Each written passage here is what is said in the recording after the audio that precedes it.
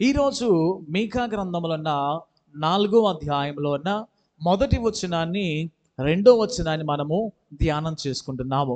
Same ఈ చదువుకున్న లేఖనములో మీకా గారు 4వ అధ్యాయము మొదటి 2 వచనాలు ఏమి చెప్పాడో అవే మాటలు ఈ యెషయా గ్రంథము 2వ అధ్యాయంలో మనకి కనబడుద్ది. మీకా గారు 4వ అధ్యాయము మొదటి వచనము, రెండవ వచనములో ఏమి పలికాడో ఎగ్జాక్ట్గా డిటో అక్కడ కనపడిద్ది. యెషయా గ్రంథము 2వ అధ్యాయము మొదటి 2 వచనాలు చూసినట్లయితే అక్కడ కూడా ఆయన ఇదే పలుకుతాడు. యోధాను గూర్చియు యెరూషలేమును గూర్చియు ఆమోజు కుమారుడైన యెషయాకు దర్శనం వలన కలిగిన దేవోక్తి. అంత్య దినములలో పర్వతముల పైన యెహోవా మందిర పర్వతము పర్వత శిఖరమున స్థిరపరచబడి కొండల కంటే ఎత్తుగా ఎత్తబడను. ప్రవాహం వచ్చినట్టు సమస్య అన్ని జనులు దానిలోకి వచ్చెదరు. ఆ కాలమున సియోనులో నుండి ధర్మశాస్త్రము, యెరూషలేము నుండి యెహోవా వాక్కు బయలు వెళ్ళును. జనులు గుంపులు గుంపులుగా వచ్చి యాకోబు దేవుని మందిరమునకు యెహోవా పర్వతనకు మనం వెలుదుము రండి. ఆయన తన మార్గముల విషయమై మనకి బోధించును, మనము ఆయన త్రోవలలో నడుతుమని చెప్పుకొందరు. ప్రైజ్ ది లార్డ్, హల్లెలూయా. మరొక మాట మీకు చెప్పాలనుకుంటున్నాను. ఈ మీకా టైంలో ఎవరెవరు సేవ చేశారని చెప్పాను? మీకా గారు సేవ చేసిన టైంలో ఎవరెవరు సేవ చేశారంటే 8వ శతాబ్దంలో యెషయా సేవ చేశాడు. తర్వాత ఆమోస్ కూడా సేవ చేశాడు. ఈయనతో పాటు మీకా గారు అట్లా ముగ్గురు నలుగురు కలిసి వారు సేవ చేస్తున్నారు. దేవుడు యెషయా ద్వారా ఒక మాట బయలుపరిచాడు, దేవుడు మీకా ద్వారా ఒక మాట బయలుపరిచాడు. రెండు మాటలు కంపేర్ చేస్తే ఒక వచనము తేడా లేకుండా ప్రతీది కూడా ఎగ్జాక్ట్గా డిటో దేవుడు ఒక విషయం గురించి మాట్లాడుతున్నాడు. అంటే ఒకే మాట మరలా రిపీట్ అయిందంటే అర్థం ఏంటంటే దేవుడు దానిని గురించి చాలా ఎంఫసిస్ చేయాలనుకుంటున్నాడు. దేవుడు దాని గురించి చాలా మంచిగా మాట్లాడాలనుకుంటున్నాడు. నిన్న వారంలో ఎన్ని అధ్యాయాలు మనం ధ్యానం చేసాం? గడిచిన ఆదివారం రోజున మీకా గ్రంథంలో మొదటి అధ్యాయం ధ్యానం చేశాము, రెండో అధ్యాయం ధ్యానం చేశాం. నాకు అనిపించింది ఈ మీకా ప్రవక్త మొదటి అధ్యాయంలో తీర్పు చెప్పాడు, రెండో అధ్యాయంలో తీర్పు అని చెప్పాడు, మూడవ అధ్యాయంలో కూడా తీర్పు చెప్పాడు, నాలుగో అధ్యాయం చెప్పగానే తీర్పులు చెప్పట్లా. నేను చెప్పిన మాట మీకు అర్థమైందా? అంటే దేవుడు మీకా ద్వారా బయలుపరచబడుతున్న విషయాలు ఎలా ఉన్నాయంటే వారి మీద కోపము, వారి మీదకి దేవుని ఉగ్రత వస్తుంది వస్తుంది అని చెప్పిన దేవుని ద్వారా బయలుపరచబడి మాట వెంటనే ఎలా షిఫ్ట్ అయిందంటే దేవుని మందిరం గురించి దేవుడు మాట్లాడుతున్నాడు. ప్రైజ్ ది లార్డ్, హల్లెలూయా. ఈరోజు నా ప్రసంగం అంశం ఏంటంటే the mountain of the lord, లేక నాతో చెప్పండి యెహోవా మందిర పర్వతము. యెహోవా మందిర పర్వతం ఏంది? ఈ మాట అబ్జర్వ్ చేయండి. మీకా గ్రంథం 4వ మొదటి వచనంలో దేవుని వాక్యం ఏం సెలవిస్తుందంటే అంత్య దినాలలో, నాతో చెప్పండి అంత్య దినాలలో దేవుని వాక్యం ఏం సెలవిస్తుందంటే అంత్య దినాలలో అంట యెహోవా మందిర పర్వతము పర్వతముల శిఖరమున స్థిరపరచబడి కొండల కంటే ఎత్తుగా ఎత్తబడి. ఈ మాటను చాలా బాగా అబ్జర్వ్ చేయండి. కొండ ఎత్తుగా ఉండిద్దా, పర్వతం ఎత్తుగా ఉండిద్దా? పర్వతమే పెద్దది. గద్దలు పర్వతాల మీద గూడులు కట్టుకుంటే కొండల మీద గూడులు కట్టుకుంటాయా? పర్వతాల మీద. ఎందుకంటే అది చాలా చాలా హైట్ కలిగిన ప్లేసు. దేవుని వాక్యం ఏం సెలవిస్తుందంటే ఈ కొండల కంటే ఎత్తుగా ఉన్న పర్వతం ఉంది కదా, ఆ పర్వతం మీదంట శిఖరమున యెహోవా మందిరం అనే పర్వతం ఒకటి ఉందంట. దాని మీద మందిరం స్థిరపరచబడిద్దంట. ప్రైజ్ ది లార్డ్, హల్లెలూయా. అంటే ఈయన దేని గురించి మాట్లాడుతున్నాడంటే రాబోతున్న దినాల్లో, అంటే చివరి దినాల్లో దేవునికి మందిరము, సార్వత్రిక సంఘం అనేది ఎక్కడ స్థాపించబడుతుంది అని ఇక మీకా ద్వారా ఎలా బయలుపరచబడుతుందంటే అంత్య దినాలలో యెహోవా మందిర పర్వతము. నేను ఒక్కొక్క మాట గురించి మీకు చెప్తాను. ఇక్కడ మీకా గారు చెప్పిన ఫస్ట్ మాట ఏంటంటే అంత్య దినము అంటే అర్థం ఏంటిది? చివరి దినము. ఈవెన్ ఇదే మాట యేసు ప్రభులు వారు కూడా చాలాసార్లు చెప్పాడు. ఇప్పుడు మనం ఏ దినాల్లో ఉంటున్నాం? మనము ప్రారంభ దినాల్లో ఉన్నామా, మధ్య దినాల్లో ఉన్నామా, అంత్య దినాల్లో ఉన్నామా? ఏ దినాల్లో ఉన్నాం? మనము అంత్య దినాల్లో ఉన్నాం. అంత్య దినం అంటే అర్థం ఏంటిది? దేవుని రాకడ సమీపించే దినాలన్న. అంత్య దినాలంటే అర్థం ఏంటిది? చివరి దినాల్లో ఈ మానవుడు ఈ భూమి మీద ఉంటున్న ఇదంతా మొత్తం నాశనం అయిపోయి దేవుడు కొత్త ఆకాశాన్ని కొత్త భూమిని సృష్టిస్తానని ఆయన ప్రకటన గ్రంథంలో సెలవిచ్చిన రీతిగా, అంటే ఆ నూతన ఆకాశము, నూతన భూమి, నూతన సృష్టి మార్చబడే ముందు ఈ లాస్ట్ స్టేజ్ లో మనం ఉన్నామని బైబిల్ చాలా క్లియర్ గా సెలవిస్తుంది. అందుకే యోబేలు గారు కూడా ఒక మాట చెప్తాడు, అంత్య దినాల్లో ప్రజలందరి మీద నా ఆత్మను కుమ్మరేస్తానని దేవుడు సెలవిచ్చాడు. ప్రైజ్ ది లార్డ్, హల్లెలూయా. ఎన్నో సంవత్సరాల పాటు వారు పరిశుద్ధాత్మతో నింపబడాల, ఎన్నో వందల సంవత్సరాలు దేవునాత్మతో నింపబడాల, కానీ దాని నెరవేర్పు అపోస్తలుల కార్యం 2వ అధ్యాయంలో దాన్ని మనం చూడగలుగుతాం. ఇక్కడ కూడా మీకా గారి ద్వారా మరొకటి బయలుపరచబడింది. ఏమని బయలుపరచబడిందంటే, అంత్య దినాల్లో దేవుడు ఒక గొప్ప ఉజ్జీవం తీసుకువస్తారని దేవుడు చెప్తున్నాడు. ప్రైజ్ ది లార్డ్, హల్లెలూయా. ఒక సేవకుడు ఇలా చెప్పాడు, దేవుని రాకడ అనేది ఎప్పుడు వస్తుందంటే అంత్య దినాల్లో ఒక ఉజ్జీవం రగిలిన తర్వాత దేవుడు రాకడ వచ్చింది. ప్రైజ్ గాడ్, హల్లెలూయా. అంటే అర్థం ఏంటంటే, ఇప్పుడు చాలా మంది దేవుడిని నమ్ముకుంటున్నారు. ఈ అంత్య దినాల్లో చూసినట్లయితే చాలా చాలా ప్రాంతాల్లో దేవుడు ఒక గొప్ప ఉజ్జీవం తీసుకొస్తున్నాడు, చాలా ప్రాంతాల్లో దేవుడు గొప్ప కదలికను తీసుకొస్తున్నాడు. అంటే అర్థం ఏంటంటే, ఈ ప్రవచన వాక్యం యొక్క నెరవేర్పు అనేది జరుగుతాం అన్నది అంత్య దినాల్లో మనం ఉంటున్నాము. దేవుడు ఉజ్జీవం తీసుకొస్తున్నాడు, వెంటనే దేవుడు రాకడ అనేది జరిగింది. ప్రైజ్ ది లార్డ్, హల్లెలూయా. ఒకవేళ ఈ ఉజ్జీవంలో ఎంతమంది పట్టబడతారో, ఈ ఉజ్జీవంలో ఎంతమంది రక్షించబడతారో, ఈ ఉజ్జీవంలో ఎంతమంది దేవుని వైపు తిరగగలిగి ఆత్మతో నింపబడి సంఘంలో చేర్చబడతారో వారు దేవుని రాజ్యానికి వాళ్ళు ఎత్తబడతారు. ప్రైజ్ ది లార్డ్, హల్లెలూయా. ఎవరైనా ఈ చివరి ఉజ్జీవంలో నింపబడకుండా, చివరి ఉజ్జీవంలో రక్షించబడకుండా, చివరి ఉజ్జీవంలో సంఘంలో చేర్చబడకపోతే ఏమవుతుందంటే వారు దేవుని రాకుండా ఎత్తబడకుండా విడవబడుతున్న అనుభవం గుండా వెళ్తారని దేవుని వాక్యం సెలవిస్తుంది. మరొక మాట, యెహోవా మందిరము పర్వతానికి మరొక మాట ఎలా పిలుస్తారంటే మోరియా పర్వతం అని పిలుస్తారంట. బైబిల్లో మోరియా పర్వతం ఎక్కడన్నారు? ఆది కాండంలో స్టార్ట్ అవుతుంది. ఆది కాండంలో దేవుడు అబ్రహాముకు ఒక మాట చెప్తాడు, అబ్రహాము, నేను నీకు చూపించే ఒక పర్వతం ఎక్కి నీవు ఎక్కువగా ప్రేమించే నీ కుమారుని నా కొరకు బలి ఇవ్వమన్నాడు. అదే పర్వతం తెలుసా అండి? మోరియా పర్వతం. అది మనకి చాలా స్పష్టంగా ఆది కాండం 22వ అధ్యాయము 2వ వచనంలో మనకు చాలా స్పష్టంగా కనపడింది. దేవుడు ఈ అబ్రహాముకు చెప్పిన ఆ పర్వతం ఏదైనా ఉందంటే చాలా హైట్ కలిగిన ప్లేసు, దాన్ని మోరియా పర్వతం అని చాలా మంది చెప్తూ ఉంటారు. సో దేవుని బిడ్డలైన మనము ఈరోజు ఈ యొక్క యెహోవా మందిర పర్వతం గురించి మీతో చెప్పాలనుకుంటున్నాను. యెహోవా మందిర పర్వతం అంటే అర్థం ఏంటంటే, భూలోకంలో చాలా పర్వతాలు ఉన్నాయంట. భూలోకంలో ఎన్ని పర్వతాలు ఉన్నాయండి? లేకపోతే 12 కొండలని అలా చాలా చాలా పర్వతాలుకి నామకరణ చేసి ఎన్నో ఈ భూలోకంలో కనబడతవి. చాలా మంది అంటారు, ఇదిగో ఈ పర్వతం పేరు ఇది, ఈ పర్వతం పేరు ఆ దేవుడు అని ఇలా చెప్తుంటే దేవుని వాక్యం ఏం సెలవిస్తుందంటే, ఈ పర్వతానికి పేరు ఏదైనా ఉందంటే ఆ పర్వతము యెహోవా మందిర పర్వతం. మీ పక్కన వాళ్ళకి చెప్పండి, యెహోవా మందిర పర్వతము. యెహోవా మందిర పర్వతము అంటే అర్థం ఏంటంటే ఆ పర్వతం అంట ఆ శిఖరాల మీద ఉండి ఆ పర్వతం మీద యెహోవా మందిరం అనేది స్థాపించబడినదంట. ప్రైజ్ ది లార్డ్, హల్లెలూయా.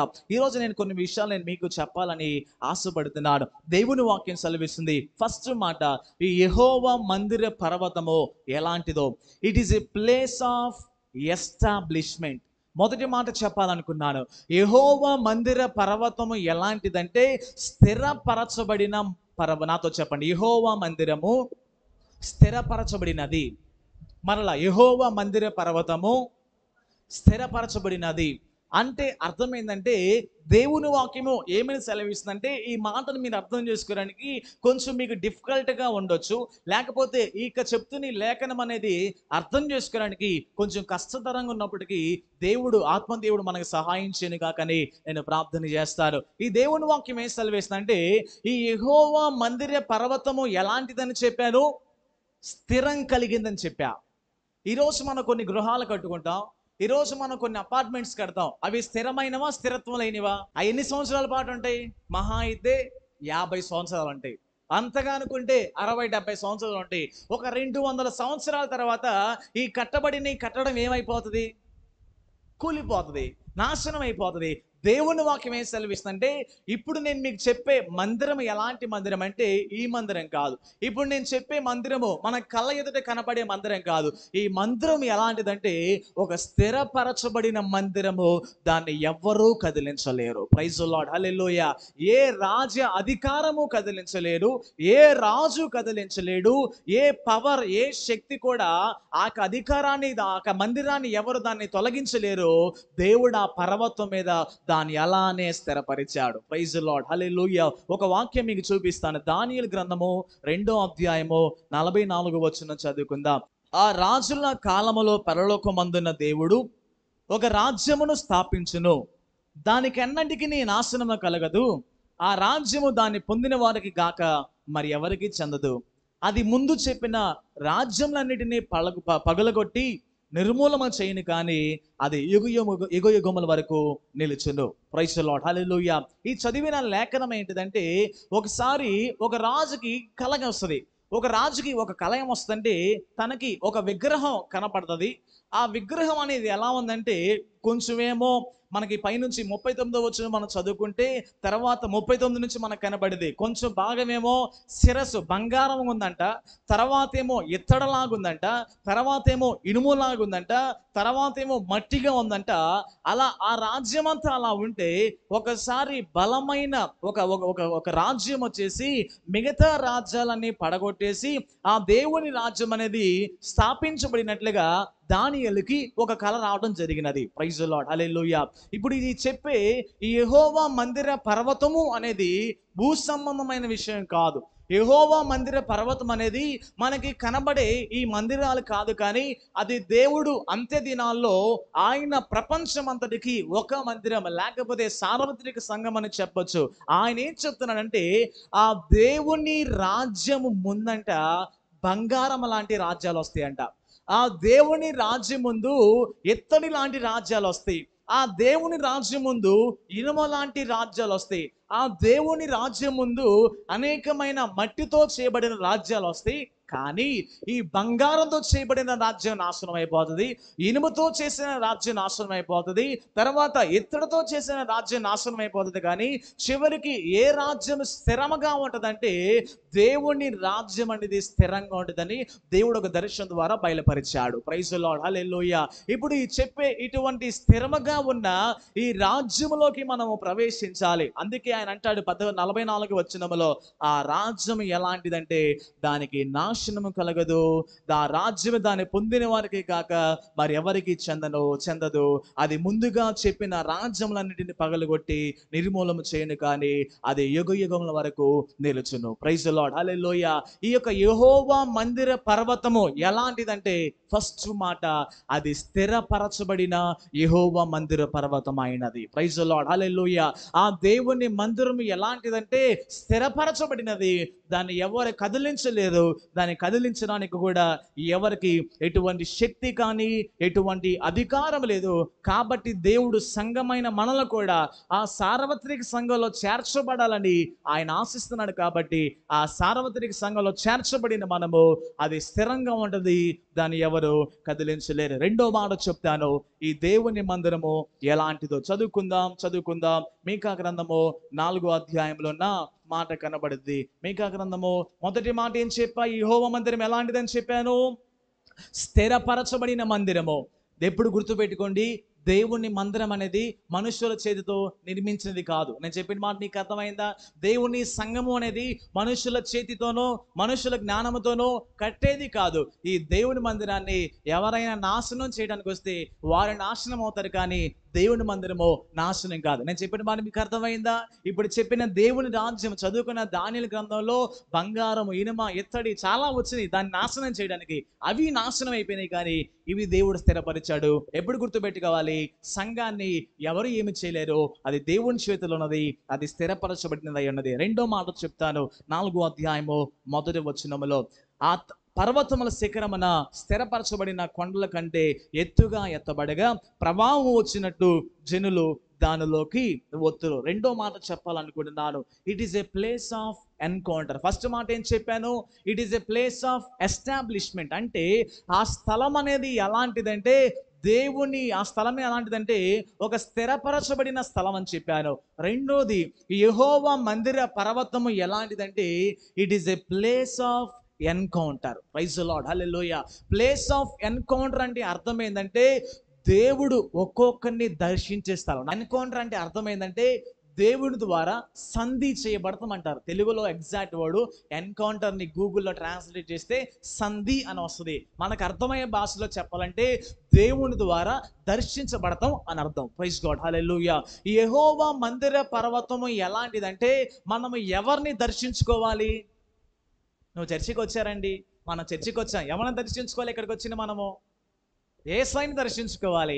యేసయ్యని దర్శించుకోకుండా మనుషుల దర్శనం పొందుకుంటే వాల్యూ ఉందా? మనుషులు దర్శనం పొందుకుంటే లాభం ఉందా అంటే వస్తాము వెళ్తాము, మనుషుల ముఖం చూస్తాం వెళ్తాం, అందులో ఎటువంటి ప్రయోజనం ఏమీ లేదు. మనం దేవుని మందిరానికి వచ్చినప్పుడు ఎవరి దర్శనం మనకు కలగాలంటే దేవుని దర్శనం మనకు కావాలి. ప్రైజ్ ది లార్డ్, హల్లెలూయా. ప్రతి ఆదివారం ఇలానే ప్రార్థన చేసుకోండి. మీరు వచ్చే సోమవారం అయిన నుంచి శుక్రవారం దాకా ఏ రోజు వస్తారో నాకు తెలియదు, కానీ మీరు వచ్చి దేవుని సన్నిధిలో అడుగు పెడుతున్న ప్రతి సమయము మీరు చేయాల్సిన ప్రార్థన ఏంటంటే యేసయ్య అంత్య దినాల్లో ఆ యెహోవా మందిర పర్వతము ఎలా అయితే స్థిరపరచబడిందో అలా మా సంఘం కూడా స్థిరపరచబడాలని మనము ప్రార్థన చేయాలి. హల్లెలూయా. మనలా ఎలా ప్రార్థన చేయాలంటే అంత్య దినాల్లో ఆ యెహోవా మందిర పర్వతము ఎలా అయితే ప్రజలను దర్శించే స్థలముగా ఉందో అట్టి రీతిగా మా సంఘము కూడా ప్రజల్ని దర్శించే స్థలముగా మార్చాలని ప్రార్థన చేయాలి. హల్లెలూయా. ఏమని ప్రార్థన చేయాలి? యేసయ్యా మా మందిరము కూడా, మేము ఆరాధన చేస్తున్న స్థలము కూడా, ఆ స్థలములో ఎవరైతే వస్తున్నారో ప్రతి వారు కూడా నీ ద్వారా దర్శించబడును గాక. ఎవరైతే దేవుని ద్వారా దర్శించబడతారో, ఎవరైతే దేవుని ద్వారా తాకబడతారో వారందరూ కూడా దేవుని కొరకు నిలబడేవారు. అందుకే ఒక మాట మీకు చూపిస్తాను. ఇర్మియా గ్రంథము 31వ అధ్యాయము 6వ వచనము. సియోనుకు మన దేవుడైన యెహోవా యొద్దకు పోవుదము రండని చెప్పు దినము నిర్ణయమాయెను. ఇక్కడ ఒక మాట సెలవిస్తున్నాడు కదా, 31:6 అంటాడు, ఎఫ్రాయిము పర్వతముల మీద కావలి వారు కేక వేశారు. అంటే అర్థం ఏంటంటే పర్వతాల మీద నివసిస్తున్న వారు ఒకరికి ఒకరు చెప్పుకుంటున్నారు. ఏమని చెప్పుకుంటున్నారంటే ఆ యెహోవా పర్వతము, సియోను పర్వతము ఒకటి ఉన్నది, అక్కడికి వెళ్ళి మనము దేవుని సన్నిధిలో మనము గడుపుదాము, అక్కడికి వెళ్ళి దేవుని ద్వారా దర్శించబడతామని ఒకరికొకరు మాట్లాడుకొని దేవుని పర్వతానికి వచ్చారంట. ప్రైజ్ ది లార్డ్, హల్లెలూయా. ఈ ఉదయకాల సమయంలో మనం చేయాల్సిన మరొక ప్రార్థన ఏంటంటే యేసు నామములో ఈ భారతదేశంలో ఉంటున్న ప్రజలు కానీ, ఆంధ్ర రాష్ట్రంలో ఉన్న ప్రజలు కానీ వారందరూ కూడా దేవుని మందిరానికి రావటానికి ఒకరికొకరు మాట్లాడుకుంటూ వారు దేవుని ద్వారా దర్శించబడాలని మనము ప్రార్థన చేయాలి. హల్లెలూయా. దేవుని బిడ్డలైన మనం జ్ఞాపకం చేసుకుందాం. దేవుడు అబ్రహాముని ఎక్కడ దర్శించాడు? దేవుడు మోషేని ఎక్కడ దర్శించాడు? దేవుడు మోషేని తన వ్యక్తిత్వాన్ని ఎక్కడ మార్చాడండి? ఆయన ఉంటున్న స్వభావం అనేది చాలా కోపంగా ఉన్నవాడు, ఎవరినైనా సరే చూస్తే కోపపడి చంపేసేవాడు. అటువంటి స్వభావం కలిగిన మోషే తన జీవితం అంతా మార్చబడిపోయి అటువంటి సాత్వికంగా ఎక్కడ మార్చబడ్డాడంటే 40 సంవత్సరాల పాటు కొండల మధ్య తిరుగుతూ ఉంటే దేవుడు తనను దర్శిస్తూ దేవుడు తనను మారుస్తూ ఉంటున్నాడు. ప్రైజ్ ది లార్డ్, హల్లెలూయా. దేవుని బిడ్డలైన మనము చేయవలసిన ప్రార్థన ఏంటంటే యేసయ్యా నేను కూడా నీ మందిరానికి వచ్చినప్పుడు నీ ద్వారా నేను దర్శించబడాలి. ఎవరి ద్వారా దర్శించబడాలి? ఎవరి ద్వారా దర్శించబడాలి? దేవుని ద్వారా దర్శించబడినప్పుడు, మనము దేవుని ద్వారా తాకబడినప్పుడు, ఆయన మనతో మాట్లాడినప్పుడు, ఆయన మనతో సంధి చేసినప్పుడు అప్పుడు దేవుడు మన జీవితాలను మారుస్తాడు. అప్పుడు దేవుడు మన హృదయాల్లో గొప్ప కార్యం చేసి దేవుని కొరకు నిలవబడటానికి దేవుడు మనకు సహాయం చేస్తాడు. ప్రైజ్ ది లార్డ్, హల్లెలూయా. మీ అందరికీ ఒక ఆయన గురించి చెప్తా. ఆయన పేరు ఏం పేరంటే ఏలియా. నాతో చెప్పండి, ఆయన పేరు ఏం పేరు?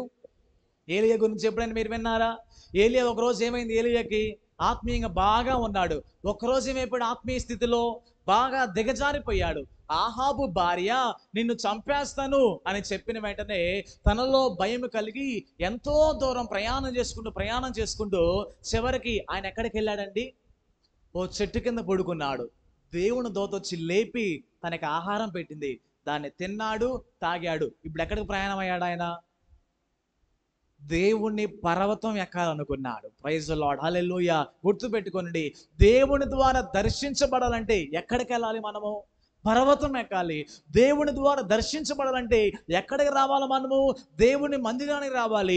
ఏలియా అనుకుంటున్నాడు కదా, నా ఆత్మీయంగా నేను వెనకబడిపోయాను, నా ఆత్మీయంగా నేను కృంగిపోయాను, ముందుకు వెళ్ళని పరిస్థితుల్లో ఉంటున్నాను, నాకు ఏదైనా జవాబు కలగాలి, నేను ఎక్కడైనా బలపరచబడాలంటే, నాకు ఏదైనా స్థలం ఉందంటే అది యెహోవా పర్వతం అయి ఉన్నది. ప్రైజ్ ది లార్డ్, హల్లెలూయా.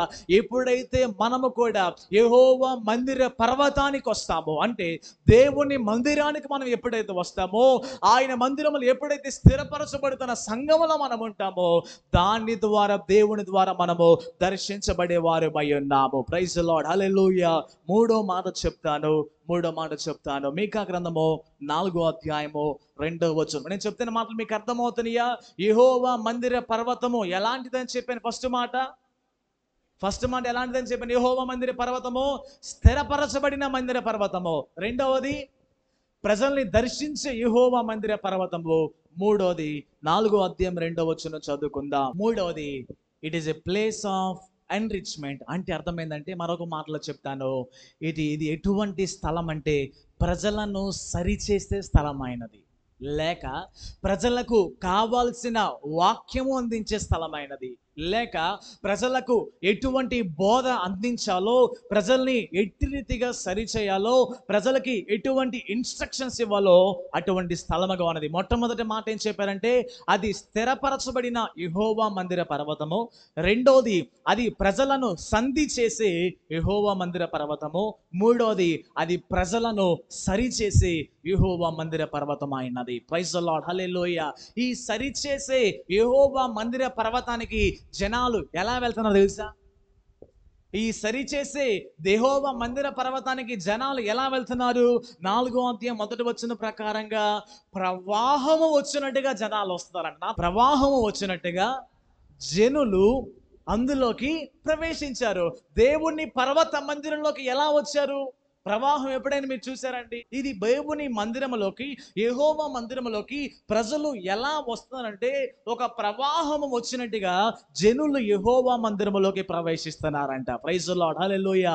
అందరు కలిసి నాతో ఈ మాట చెప్పండి, యేసయ్యా, మా మందిరములోకి కూడా అన్యజనులు ప్రవాహము వచ్చినట్టు వలె రావాలి. ఎలా రావాలి అన్ని జనులు? ప్రవాహం వచ్చినట్టుగా రావాలి. ప్రవాహాన్ని ఎవరు ఆపలేరు, దాన్ని ఎవరు స్టాప్ చేయలేరు. అది దేవుని వశమైంది. కాబట్టి ఈ పర్వతానికంట ఎంతగానో ఎత్తుగా ఎత్తబడిన ఈ పర్వతం మీదకి జనులు ఒక ప్రవాహం వచ్చినట్టుగా వెళ్తున్నారు. ఎందుకంటే వారు తమకు తాము సరి చేసుకోవడం కొరకు దేవుని మందిరానికి వస్తున్నారు. ప్రైజ్ ది లార్డ్, హల్లెలూయా. ఈ రోజుల్లో చాలా మంది సరి చేయబడే బోధకు ఉంటున్నారా, ఆశీర్వాద దీవెన బోధకు ఉంటున్నారా? నేను చెప్పిన మాట మీకు అర్థమైందా? సరి చేయబడి దేవుని ఎదుట నిర్దోషులుగాను, దేవుని ఎదుట పాపము లేని వారుగాను, దేవుని ఎదుట పరిశుద్ధులుగా నిలబడటానికి అటువంటి సరి చేయబడిన ఉపదేశానికి అప్పగించుకుంటున్నారా? కేవలం ఆశీర్వాదం దీవెన, నువ్వు ఎట్లా నాకు ఇబ్బంది లేదంటే అక్కడికి వెళ్తున్నారా? ఈ వాక్యం చదివితే మనకు అర్థమవుతుంది, ప్రజలందరూ ప్రవాహంగా ఎక్కడికి వెళ్తున్నారంటే తమను తాము సరి చేసుకోవడానికి యెహోవా మందిర పర్వతానికి వెళ్తున్నారు. ప్రైజ్ ది లార్డ్, హల్లెలూయా. అది ఎప్పుడు జరిగిందని చెప్పాను? అంత్య దినాల్లో జరిగింది. ఎందుకని అంత్య దినాల్లో వారు సరి చేసుకోవాలనుకుంటున్నారంటే, అంత్య దినాల్లో వాళ్ళు ప్రవాహంగా దేవుని మందిరానికి ఎందుకు వెళ్తున్నారంటే, ఈ అంత్య దినాల్లో కనుక మేము రక్షణ పొందలేకపోతే మాకు ఆ నిత్య నరకాగ్నిలోకి మేము వెళ్తాము. ఈ అంత్య దినాల్లో మేము మారు మనసు పొంది మేము సరి చేసుకుని దేవుడు రాకుండా ఎత్తబడాలని దేవుడు ప్రతి వారి హృదయాన్ని దేవుడు ప్రేరేపించాడు. ప్రైజ్ ది లార్డ్, హల్లెలూయా. మనం చేయవలసిన ప్రార్థన కూడా అదే. దేవా, నేను నీ మందిరానికి వచ్చినప్పుడు మీరు నన్ను సరి చేయండి. నేను నీ మందిరానికి వచ్చినప్పుడు నన్ను బలపరచండి. It is a place of enrichment. అంటే అర్థం ఏంటంటే, ఒక వ్యక్తిని బలపరిచిద్ది, ఒక వ్యక్తిని సరిచేసిద్ది. అక్కడ 2వ వచనం అంటాడు, సియోనులో నుండి ధర్మశాస్త్రము, యెరూషలేములో నుండి యెహోవా వాక్కు బయలుపడెను. అంటే అర్థమైందంటే, ఈ పర్వతములో ధర్మశాస్త్రాన్ని బోధిస్తున్నారు. ఈ పర్వతములో దేవునికి వాక్కు బయలు వస్తుంది. ఎవరైతే దేవుని వాక్యం వింటున్నారో, ఎవరైతే దేవునికి ధర్మశాస్త్రాన్ని లోపడుతున్నారో, ప్రతి వారు కూడా ఆ దేవుని పర్వతానికి వచ్చి దేవుని వాక్యాన్ని వారు నేర్చుకుంటున్నారు. దేవునికి మహిమ కలుగునే గాక. హల్లెలూయా. దేవుని మందిరానికి వచ్చిన మనము ఎంతవరకు దేవుని వాక్యాన్ని మనం నేర్చుకుంటున్నాం. ఒక మాట మీకు చూపిస్తాను. హోషేయ గ్రంథము 6వ అధ్యాయంలో ఒక మాట కనబడింది. హోషేయ గ్రంథము 6వ అధ్యాయము 3వ వచనం చదువుకుందాం. హోషేయ గ్రంథము 6వ అధ్యాయము 3వ వచనం చదువుకుందాం. యెహోవాను గూర్చిన జ్ఞానము సంపాదించుకున్నటకు అందరూ రండి, యెహోవాను గూర్చిన జ్ఞానం సంపాదించుటకు ఆయనను అనుసరించదము రండి. ఒక ప్రశ్న మిమ్మల్ని అడగాలనుకుంటున్నాను. ఎంతవరకు వ్యక్తిగతంగా మనందరికీ యెహోవా గురించి మన జ్ఞానం ఉంది? అందరు నాకు కళ్ళు చూడండి ఒకసారి దయచేసి. ఎంతమంది మనకి దేవుని వాక్యము జ్ఞానం ఉన్నది? ఎంతమంది మనకి ఎంతవరకు యెహోవాను గురించిన జ్ఞానం ఉన్నది? నేను చెప్పిన మాట మీకు అర్థమైంది? ఏం అడిగాను ప్రశ్న? ఎంతమందికి మన వాటికి దేవుని గురించి మనం తెలుసుకున్నాం? మీకు అర్థమై ఈజీ లాంగ్వేజ్లో చెప్తా. సపోజ్ ఇద్దరు వ్యక్తులు పెళ్లి సంబంధాలు చూస్తున్నారు. అయితే అబ్బాయి అమ్మాయి కానీ వాళ్ళు ఏం చేస్తారంటే ఒకళ్ళకొకళ్ళు వారి గురించి విచారిస్తారు. అంటే అర్థమైంది, వారి గురించి తెలుసుకుంటారు. వీడు తాగేవాడా, కొట్టేవాడా? మొన్న ఒకళ్ళు ఏమన్నారంటే, మా అబ్బాయి అంతా మంచోడే, కానీ అమావాస్య వచ్చినప్పుడు మాత్రమే తాగొస్తాడని చెప్పాడు. మంచోడా చెడ్డోడా? అంటే అర్థమైంది, ఒక వ్యక్తిని గురించి బాగుగా వాళ్ళు తెలుసుకుంటారు. అంటే ఒక వ్యక్తిని గురించి వారికి కొంచెం జ్ఞానం. ఇప్పుడు మీరు ఉన్నారండి, నాకు మీలో అందరి గురించి నాకు తెలియపోయినా కొద్ది గొప్ప మీ గురించి నాకు తెలుసు, మీ కుటుంబాల గురించి తెలుసు. ఒకవేళ మీకు నా గురించి మొత్తం తెలిసినా తెలియపోయినా కొంచెం కొద్ది గొప్ప మనకు తెలుసు. అలా ఈ దేవుని మందిరానికి వచ్చిన వాళ్ళంట, ఒకటేమో స్థిరపరచబడిన మందిరం, రెండోది ఏం చెప్పాను, దేవుణ్ణి దర్శించే స్థలం అని చెప్పాను. మూడోది ప్రజల్ని సరిచేసే స్థలం అని చెప్పా కదా. దానిలో భాగముగా దేవుని మందిరానికి వస్తున్న మనము ఎంతగా దేవుని గురించి మనం తెలుసుకున్నాము. ప్రైజ్ ది లార్డ్, హల్లెలూయా. ఎవరైతే నిజంగా దేవుడి గురించి క్లియర్గా తెలుసుకుంటారో, ఎవరైతే యేసయ్య గురించి క్లియర్గా తెలుసుకుంటారో, ఎవరైతే ఆయనే నిజమైన దేవుడు, ఆయన గురించి డీటెయిల్గా తెలుసుకుంటారో, వాళ్ళెక్కడా విశ్వాసంలో తప్పిపోరు. నేను చెప్పిన మాట మీకు అర్థమైందా? ఎక్కడ వాళ్ళు లోకం వైపు చూడరు, ఎక్కడ విగ్రహారాధన వైపు చూడరు, ఎక్కడ సహవాసాన్ని విడిచిపెట్టరు, ఎక్కడ దేవునికి దూరం కారు. మనము దేవునికి దూరం అవుతున్నామంటే, దేవుని సహవాసానికి దూరం అవుతామంటే అర్థం ఏంటంటే, ఇంకా ఆయన గురించి సరిగా మనం తెలుసుకోవట్లేదు. ప్రైజ్ గాడ్, హల్లెలూయా. ఇంకా ఆయనలో ఉన్న లోతైన విషయాలు మనం తెలుసుకోలేకపోతున్నాము. ఇంకా ఆయన ఎటువంటి వాడై ఉన్నాడో మనము తెలుసుకోలేకపోతున్నాం. కాబట్టి అనేకమైన సార్లు మనము దేవుణ్ణి విడిచిపెడుతున్నాము. ప్రైజ్ ది లార్డ్, హల్లెలూయా. కాబట్టి మూడో మాట చెప్తున్నాను, యెహోవా మందిర పర్వతం ఎలాంటిదంటే ప్రజల్ని సరిచేసింది, ప్రజలకి బలపరిచింది. వారికి ఎటువంటి వాక్యము కావాలో ప్రతి సమయంలో దేవుడు వారికి అనుగ్రహించే దేవుడు అయి ఉన్నాడు. ప్రైజ్ ది లార్డ్, హల్లెలూయా. ఇప్పుడు దాకా యెహోవా మందిరం ఎలాంటిదో చెప్పా. ఇప్పుడు యెహోవా మందిర పర్వతానికి మనము ఏమి చేయాలి, ఎలా ఉండాలో నేను మీకు చెప్తాను. చదువుకుందాం రండి. హోషేయ గ్రంథము 6వ అధ్యాయము, మీకా గ్రంథము 4వ అధ్యాయము, మీకా గ్రంథము 4వ అధ్యాయము, మీకా గ్రంథము 4వ అధ్యాయము 2వ వచనములో ఉన్న సెకండ్ పోర్షన్ చదువుకుందాం. 4వ అధ్యాయము 2వ వచనంలో ఉన్న సెకండ్ పోర్షన్ చదువుకుందాం. యాకోబు దేవుని మందిరమునకు, యెహోవా పర్వతమునకు మనము వెళ్ళుదాం రండి. ఆయన తన మార్గముల విషయమై మనకు బోధించుడు, మనము ఆయన త్రోవలో నడుచుకుందామని చెప్పుకుందరు. ఇప్పుడు దాకా నేను యెహోవా మందిరము ఎలాంటిదో చెప్పా. యెహోవా మందిరం ఎలాంటిదని చెప్పాను? స్థిరపరచబడిన మందిరం.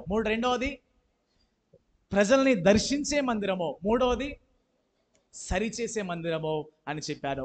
ఇప్పుడు అటువంటి మందిరానికి మనం ఎలా ఉండాలో చెప్తాను. ఫస్ట్ మాట, we have to go to the top of the mountain or we have to go to the temple.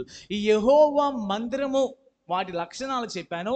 మన స్పందన ఎలా ఉండాలంటే, ఫస్ట్ది మనము ఆ యెహోవా మందిర పర్వతానికి వెళ్ళాలి. నాతో చెప్పండి, మనము యెహోవా మందిర పర్వతానికి వెళ్ళాలి.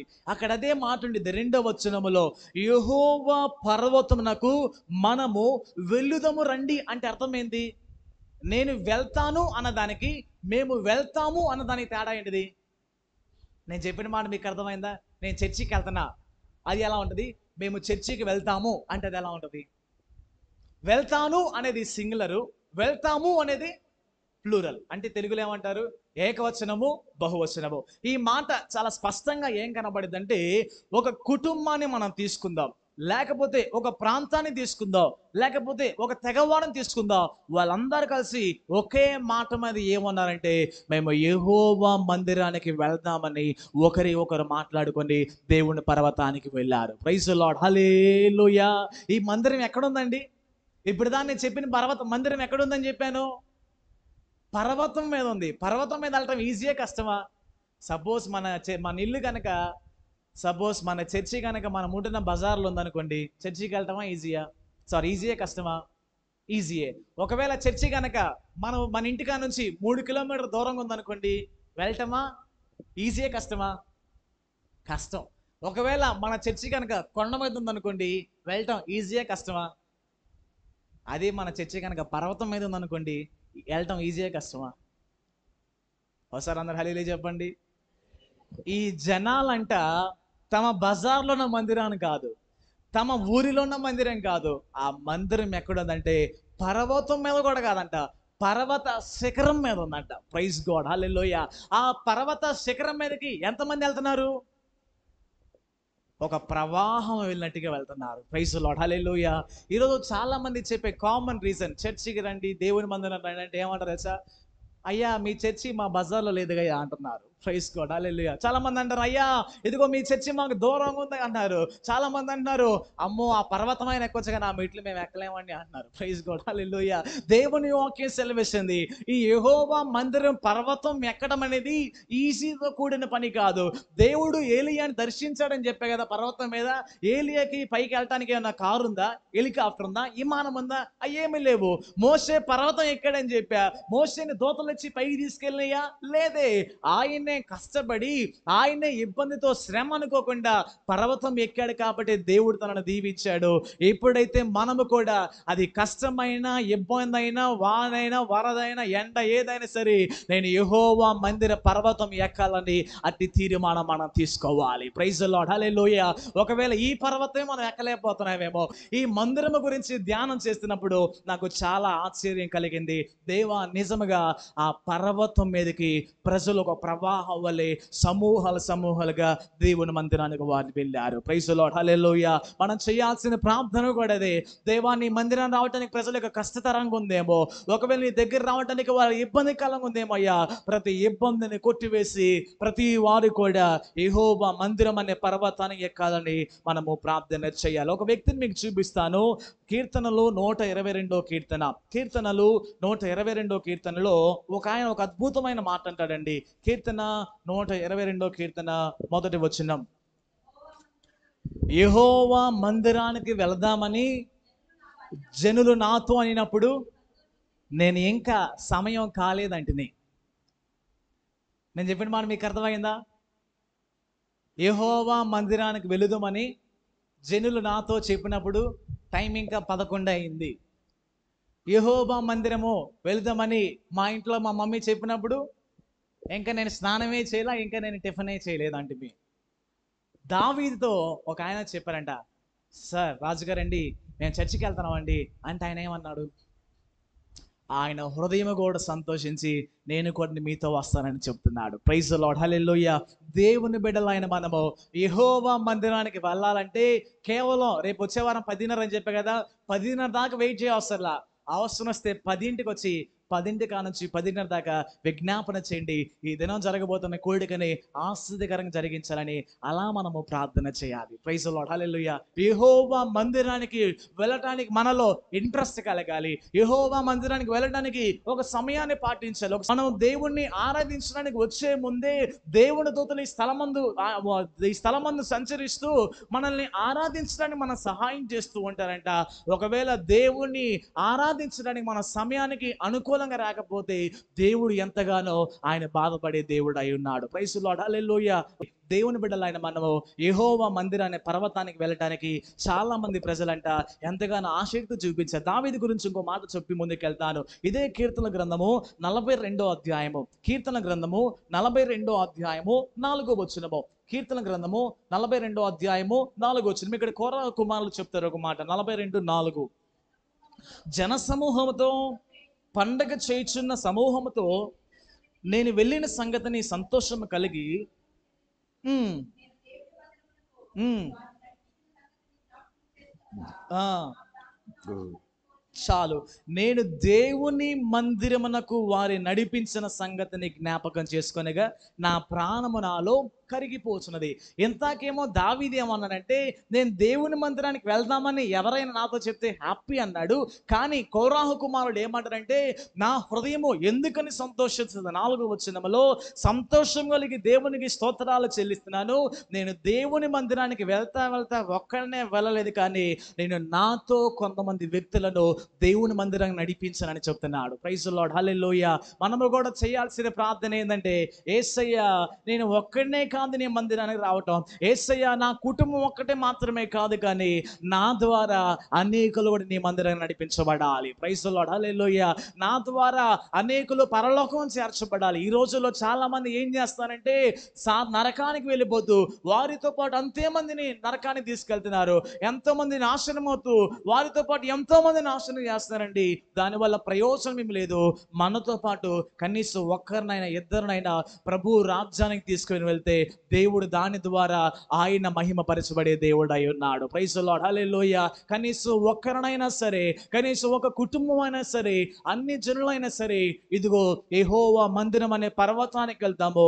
అది స్థిరపరచబడినది, అది దేవుని ప్రజలతో, ఆయన దేవుడు ప్రజలతో సంధి చేసే స్థలమైనది, అది ప్రజలను సరిచేసే స్థలమైనది. కాబట్టి అక్కడికి మనం వెళ్దామని అటు రీతిగా అటువంటి ప్రార్థన మనం చేయాలి. రెండో మాట చెప్తాను. మీకా గ్రంథము 4వ అధ్యాయము 2వ వచనము. మనము మన రెస్పాన్స్ ఎలా ఉండాలో ఫస్ట్ మాట ఏం చెప్పారంటే, మనం దేవుని మందిరానికి వెళ్ళాలి. రెండో మాట చెప్తాను. 4వ అధ్యాయం 2వ వచనములో సెకండ్ లైన్ చెప్తాను.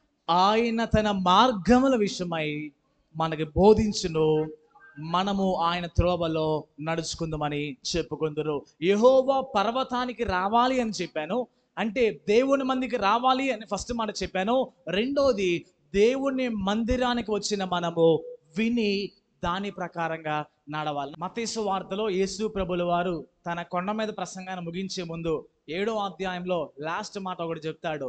ఇద్దరు ఇల్లు కట్టుకోవాలనుకున్నారంట. ఒకడు బుద్ధిమంతుడు, రెండో వాడు బుద్ధిహీనుడు. బుద్ధిమంతుడేమో బండ మీద కట్టుకున్నాడు, బుద్ధిహీనుడేమో ఇసుక నేల మీద కట్టుకున్నాడు. బుద్ధిమంతుడు ఎలా ఉన్నాడంటే విని దాని ప్రకారంగా చేశారంట. బుద్ధిహీనుడు విని దాని ప్రకారంగా చేయలేదంట. దేవుని బిడ్డలైన మనము యెహోవా మందిరానికి వస్తున్న మనము మంచిదే, ప్రయాసపడి వస్తున్న మనము మంచిదే. ఆ వస్తున్న మనం ఏం చేయాలంటే, ఆ దేవుని వాక్యాన్ని విని దాని ప్రకారం మనం నడుస్తున్నప్పుడు మన కుటుంబాలన్నీ బండ మీద కట్టబడతాయి. ప్రైజ్ ది లార్డ్, హల్లెలూయా. ఇన్ని సంవత్సరాలు చేసిన భక్తి ఇసుక నేల మీద కడితే ఉపయోగం ఏమైనా ఉందా? నేను చెప్పిన మాట మీకు అర్థమైందా? ఇన్ని సంవత్సరాలు దేవుణ్ణి నమ్ముకొని మనం చివరికి మన పరిస్థితి ఇసుక నేల మీద కట్టుకొని వాన వచ్చినప్పుడు, వరద వచ్చినప్పుడు, తుఫాన్ వచ్చినప్పుడు, గాలి వచ్చినప్పుడు పడిపోయామంటే మనం నమ్ముకున్న ఇన్ని సంవత్సరాలు మొత్తం వేస్ట్ అయిపోతుంది. అది బూడిదలో పోసిన పన్నీరుతో సమానం. కాబట్టి అయ్యా, నేను నీ మందిరానికి వచ్చినప్పుడు, నీ వాక్యం నేను విన్నప్పుడు, నేను తప్పకుండా దాని ప్రకారంగా నేను వెళ్తాను, నేను బండ మీద కట్టుకుంటానండి. అట్టి ప్రార్థన మనం చేయాలి. ప్రైజ్ ది లార్డ్, హల్లెలూయా. దేవుని వాక్యం ఇక్కడ నుంచి వెత్తబడుతున్నది, దేవుని వాక్యం ఇక్కడ నుంచి చల్లబడుతున్నది. మన హృదయం అనేది రాతి నేలగుందేమో పరీక్షించుకుందాము. ఒకవేళ మన హృదయమేమో త్రోవ పక్కన పడిన హృదయముగా ఉన్నదేమో, ఒకవేళ మన హృదయం అనేది ముండ్ల పొదగా ఉన్నదా, మన హృదయం అనేది మంచి నేలగా ఉన్నదని మనం పరిశీలన చేసుకుందాం. అయ్యే, నా హృదయాన్ని ఒక మంచి నేలగా మార్చి నీ వాక్యాన్ని నేను విన్నప్పుడు అది 30 60 100 ఫలించాలని మనము ప్రార్థన చేయాలి. ప్రైజ్ ది లార్డ్, హల్లెలూయా. చివరిగా మూడోది చెప్పేసి నేను ప్రార్థన చేస్తాను. 4వ అధ్యాయము 5వ వచనము. దేవుని మందిరానికి రావాలి. రెండోది, వచ్చిన మనము వాక్య ప్రకారంగా విని నడుచుకోవాలి. మూడో మాట చెప్తాను. 4, 5. సకల జనములు తమ తమ దేవతల నామమును స్మరించుచు నడుచుకుందరు, మనమైతే దేవుడైన యెహోవా నామమును ఎల్లప్పుడూ స్మరించుకుందాము. మూడో మాట చెప్పాలనుకున్నాను.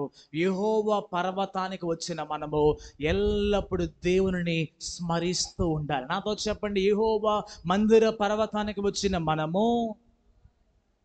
ఎల్లప్పుడూ దేవుని స్మరించుకోవాలి. స్మరించుకోవడం అంటే అర్థం ఏంటిది? జ్ఞాపకం చేసుకోవటం, స్మరించుకోవడం అంటే అర్థం ఏంటంటే వాక్యం వింటావు, వాక్యం చదువుతావు, అంతా మంచిదే, అలా మింగేసి వదిలేయటం కాదు, కానీ ఆ విన్న వాక్యాన్ని కూడా ఎల్లప్పుడూ జ్ఞాపకం చేసుకుంటూ స్మరిస్తూ మనం ఉండాలి. ప్రైజ్ ది లార్డ్, హల్లెలూయా. గారు ఒక మాట ఇలా చెప్పాడు, ఇద్దరు దేవుని సేవకులు దేవుని ద్వారా బహుబలంగా వాడబడుతున్నారు. ఏ బి అనే సేవకుడు చెప్పుకుందాం. ఏ అనే సేవకుడు బాగా వాడబడుతున్నాడు, బి అనే సేవకుడు వాడబడుతున్నాడు కానీ కొంచెం తక్కువ. ఒకరోజు బి అనే పాస్టర్ గారు ఏ అనే పాస్టర్ గారిని కలవాలనుకున్నాడు. ఆయన కలవటానికి అపాయింట్మెంట్ దొరకడానికి ఎప్పుడు దొరికిందంటే నైట్ పూట 10 గంటల తర్వాత. ఎందుకంటే ఏ అనే పాస్టర్ గారు ఒక ఊర్లో వాక్యం చెప్పి ఇంటికి వస్తాడు, 10 గంటల తర్వాత కలుస్తానని బి పాస్టర్ గారు చెప్తే బి అనే పాస్టర్ గారు ఏ పాస్టర్ గారిని రాత్రిపూట 10 గంటలకు కలుసుకున్నారు. 1 గంట సేపు 2 గంటల సేపు మాట్లాడుకున్నారు. వాళ్ళు అనుకున్నారు, పాస్టర్ గారండి మీరు మంచి అభిషేక్తులు, దేవుని ద్వారా వాడబడుతున్నారు, మన ఇద్దరం కలిసి ప్రార్థన చేసుకుందాం అనుకున్నారు. ఎవరు కలిసి ప్రార్థన చేసుకుందాం అనుకున్నారు? విశ్వాసులు కలిస్తే ప్రార్థన చేసుకుందాం అని మాట్లాడుకుంటారా? ఒక ఆట ఆడదాం పదాన్ని అంటారా? విశ్వాసులు కలిసినప్పుడు దేని గురించి మాట్లాడుకుంటారంటే దీని గురించి దాని గురించి మాట్లాడతారు. ఇద్దరు సేవకులు కలిసి కూర్చొని మాట్లాడుతున్నప్పుడు బి అనే పాస్టర్ గారు చెప్పారంట, అయ్యా మీరు మంచిగా వాడబడుతున్నారు కదా, అసలు కలిసి మనము ప్రార్థన చేద్దాం అనుకున్నారు. బిఏ అనే ఇద్దరు పాస్టర్ గారు కలిసి నైట్ 11:30 12 o'clock ప్రార్థన ప్రారంభించారు. ప్రార్థన చేసి బి అనే పాస్టర్ గారు 2:30 3 పడుకున్నాడంట. తర్వాత ఏ అనే పాస్టర్ గారు అలానే ప్రార్థన చేస్తున్నాడు. ఈ బి అనే పాస్టర్ గారు ఉదయం 6:30 7 గంటలు లేచేసరికి ఏ అనే పాస్టర్ గారు ఇంకా మోకరించి ప్రార్థన చేస్తూనే ఉన్నాడు. ఈయనకి అర్థం కాల, ఎంతసేపు ఈయన ఏం ప్రార్థన చేశాడని ఆయన పక్కకెళ్ళి మోకరించి జస్ట్ సైలెంట్గా ఉంటానంట. ఆయన నైట్ 11:30 12కి ఏ పదం చెప్పాడో తెల్లారి పొద్దున 7ంటికి కూడా అదే పదం చెప్పాడు. ఏ పదం తెలుసా? యేసయ్యా, యేసయ్యా, యేసయ్యా అనే పదం. ప్రైజ్ ది లార్డ్, హల్లెలూయా. ఆ ప్రార్థన ముగించిన తర్వాత ఈ పాస్టర్ గారు అడిగాడు, బి అనే పాస్టర్ గారిని ఏ అనే పాస్టర్ గారిని అడిగాడు, ఎంతసేపు ఎలా ప్రార్థన చేసావు? నేను చాలా విషయాల కొరకు ప్రార్థన చేసి టైం అయిపోయింది, ఇంకా నాకు దేని గురించి చెయ్యాలో తెలియదంటే ఈయన చెప్పాడంట, నేను కొన్ని సార్లు కొన్ని రాత్రుల పాటు ఏమీ ప్రార్థన చేయను, కేవలం ఆయన నామం మాత్రమే స్మరిస్తూ ప్రార్థన చేస్తానని చెప్పాడు. ప్రైజ్ ది లార్డ్, హల్లెలూయా. కొన్ని గంటల పాటు యేసయ్యా, యేసయ్యా, యేసయ్యా అనే పదం చెప్తారండి, కానీ వేరే పదం చెప్పరంటండి. దేవుని బిడ్డలని మనం కూడా ఆయన నామాన్ని స్మరిస్తుంటే దేవుడు మనకి తెలియని శక్తితో మనల్ని నింపేవాడై ఉన్నాడు. ప్రైజ్ ది లార్డ్, హల్లెలూయా. ఆయన నామాన్ని స్మరిస్తూ ఉంటే దేవుడు మనకి మీదకి వచ్చే కీడు అపాయం తప్పిస్తాడు. ఆయన నామాన్ని స్మరిస్తూ ఉంటే మనలో ఉన్న భయాన్ని దేవుడు తొలగిస్తాడు. ఒకవేళ మీకు భయం కలుగుతుందేమో, ఒకవేళ రాత్రిపూట ఆందోళన చెందుతున్నారేమో, ఒకవేళ ప్రయాణంలో టెన్షన్గా ఉంటుందేమో, వెంటనే యేసు నామాన్ని స్మరిస్తూ ఉండండి. దేవుడు మీలో ఉన్న భయాన్ని తొలగించి దేవుడు ధైర్యంతో నింపేవాడై ఉన్నాడు. ప్రైజ్ ది లార్డ్, హల్లెలూయా. చాలాసార్లు నా లైఫ్లో కొన్ని ఎగ్జామ్స్ ఫేస్ చేయాలన్నా, కొంతమంది వ్యక్తుల్ని ఫేస్ చేయాలన్నా, ఎక్కడికైనా నిలబడి మాట్లాడాలి ముందు నేను ఒకటే అనుకుంటా, యేసయ్యా, ఆ పదాన్ని అలానే ఉచ్చరిస్తూ ఉంటా. యేసయ్య అనే పదాన్ని ఉచ్చరిస్తూ ఉంటే దేవుడు తెలియని భయాన్ని తొలగించి తెలియని శక్తిని దేవుడు అనుగ్రహించి ఎన్నోసార్లు ధైర్యంగా దేవుడు వాడుకున్నాడు. ప్రైజ్ ది లార్డ్, హల్లెలూయా. ఎందుకంటే యేసు నామములో శక్తి ఉన్నది. ప్రైజ్ ది లార్డ్, హల్లెలూయా. అందుకే మనం పాడతాం కదా, యేసయ్య నామంలో నా పేరులో శక్తి ఉందా? షాలేం పేరులో శక్తి లేదు, మీ పేరులో శక్తి లేదు. ఎవరి పేరులో శక్తి ఉన్నది? యేసయ్య నామములో శక్తి ఉన్నది. ప్రైజ్ ది లార్డ్, హల్లెలూయా. 5వ వచనం అంటాడు కదా, సకల జనులు తమ తమ దేవతల నామమును స్మరించడం అంటే అర్థమైందంటే ఇంత నేను చెప్పిన స్టోరీ. మనం అయితే మన దేవుడైన యెహోవా నామము ఎల్లప్పుడూ స్మరించుకోవాలి. చాలా మందికి తమ నోట్లో బూతులు స్మరించుకుంటారు, తమ నోట్లో అబద్ధాలు మాట్లాడుతూనే ఉంటారు. ఇవేమి వద్దు, మన నోట్లో ఏదైనా పలకాలి, ఉచ్చరించాలి, ఎప్పుడైనా స్మరించుకోవాలంటే ఎల్లప్పుడూ యేసయ్య నామం అనేది పలుకుతూనే ఉండాలి. ప్రైజ్ ది లార్డ్, హల్లెలూయా. మీ పిల్లలకు కూడా ఇదే నేర్పించండి. ఆ పదాన్ని మనం ఉపయోగిస్తున్నప్పుడు, ఆ పదాన్ని మనం మాట్లాడుతున్నప్పుడు దేవుడు మన కుటుంబాల్లో గొప్ప విడుదలను, గొప్ప కార్యాన్ని చేసే దేవుడు అయ్యున్నాడు. ప్రైజ్ ది లార్డ్, హల్లెలూయా. ఎవరైతే దేవుని మందిరానికి వస్తారో వారు ఏమి చేయాలని చెప్పాను ఫస్ట్ మాట? యెహోవా పర్వతానికి రావాలని చెప్పాను. రెండవది, యెహోవా మందిర పర్వతానికి వచ్చిన వారు ఏం చేయాలంటే వాక్యం వినాలి, వాక్య ప్రకారం నడవాలి. మూడవది, ఈ పర్వతం ఎక్కి యెహోవా మందిరంలో ఉన్నవారు ఎల్లప్పుడూ దేవుని స్మరించుకోవాలి. ఎందుకంటే ఈ పర్వతము, యెహోవా మందిర పర్వతం ఎలాంటిదంటే అది స్థిరపరచబడినది. రెండవది, ప్రజలతో సంధి చేసే స్థలము, లేకపోతే ప్రజల్ని దర్శించే స్థలము. మూడవది, ప్రజల్ని సరిచేసే స్థలము. కాబట్టి అట్టి రీతిగా దేవుడు మన పరిచయం చేయలే ప్రార్థన చేద్దాం. అట్టి రీతిగా దేవుడు అనేక జన సమూహాల్ని దేవుడు నడిపించాలని ప్రార్థన చేద్దాం. చివరికి ఒక వాక్యం చెప్పి ప్రార్థన చేస్తాను. యెషయా గ్రంథము 66 13 వచనము. యెషయా గ్రంథము 66 20 చదువుకుందాం. లాస్ట్ అధ్యాయంలో ఒక అద్భుతమైన మాట ఉండిద్ది. 66 20 చదువుకుందాం. మనం చేయాల్సిన ప్రార్థన ఏంటంటే, అయ్యా మా మందిరంలోకి కూడా ఇక్కడ చదివిన ప్రకారంగా గుర్రముల మీద రావాలి. ఇదిగో మా మందిరానికి కూడా అనేకులు రథముల మీద రావాలి. ఇదిగో మా మందిరానికి కూడా అనేకులు డోలీల మీద రావాలి. అనేకులు కంచెర గాడిదల మీద, ఒంటెల మీద ఎక్కించుకొని సర్వ జనులు, ప్రపంచంలో ఉన్న అన్ని జనులు అందరూ కూడా ప్రతిష్ఠించబడిన దేవుని మందిరం అనే పర్వతానికి రావాలని ప్రార్థన చేయాలి. హల్లెలూయా. ఎప్పుడైతే అట్టి ప్రార్థన మనం చేయగలుగుతామో, మనం అంత్య దినాల్లో ఉంటున్నాం కాబట్టి దేవుడు గొప్ప ఉద్యోగం తీసుకొస్తారని ఆయన వాగ్దానం ఇస్తున్నాడు. కాబట్టి అయ్యా అన్య జనులందరూ కూడా ఒక గొప్ప ప్రవాహం వలె ఇదిగో మా పరిచయంలోకి నడిపించమని ప్రార్థన చేద్దాం. అట్టి కృప దేవుడు మనకు అనుగ్రహించును గాక.